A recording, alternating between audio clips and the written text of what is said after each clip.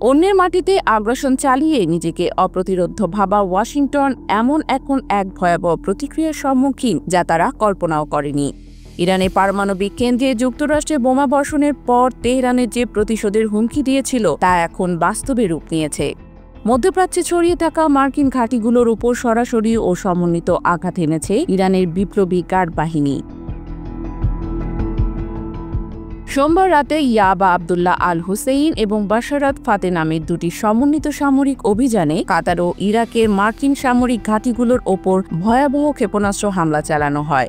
ইরানের supreme national security council জানিয়েছে, কাতারের আল উদেইদ মার্কিন ঘাঁটিতে ইরান ঠিক ততগুলো ক্ষেপণাস্ত্র ছুড়েছে যত সংখ্যক বোমা যুক্তরাষ্ট্র তাদের পারমাণবিক স্থাপনায় ব্যবহার করেছিল।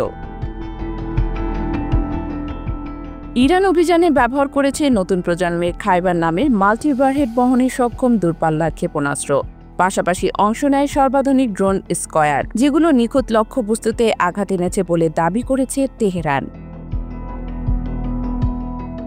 ইরানের সুপ্রিম ন্যাশনাল সিকিউরিটি কাউন্সিলের এক বিবৃতিতে বরাতে বার্তা সংস্থা তাসনিম নিউজ জানিয়েছে, এই আক্রমণ ছিল যুক্তরাষ্ট্রের আগ্রাসী এবং নির্লজ্জ হামলার জবাবে।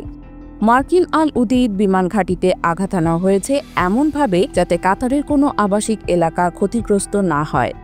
ইরান স্পষ্ট করে বলেছে, এই প্রতিশোধ কাতার নয়, বরং যুক্তরাষ্ট্রের সামরিক আগ্রাসনের জবাব। ইরানের এই ক্ষেপণাস্ত্র হামলা একটি শক্তিশালী বার্তা হিসেবে প্রমাণিত হয়েছে যে তারা আর আগ্রাসন সহ্য করবে না। এই পদক্ষেপ ইরানের সামরিক সক্ষমতা ও প্রতিরোধের সংকেত, যা মার্কিন নেতৃত্বাধীন জোটকে নতুন ধরনের সতর্কতার মুখোমুখি করছে। বিশ্লেষকদের মতে এই হামলা শুধু প্রতিশোধের সূচনা নয়, বরং মধ্যপ্রাচ্যের উত্তেজনা আরও গভীর করে তুলেছে। যুক্তরাষ্ট্রে ছড়িয়ে থাকা অন্যান্য সামরিক ঘাঁটিগুলো এখন ঝুঁকির মধ্যে, এবং এই উত্তেজনা নিয়ন্ত্রণে না আসলে সামরিক সংঘাতের পরিধি ব্যাপক হতে পারে। যুদ্ধ ছড়িয়ে পড়তে পারে পুরো মধ্যপ্রাচ্যে।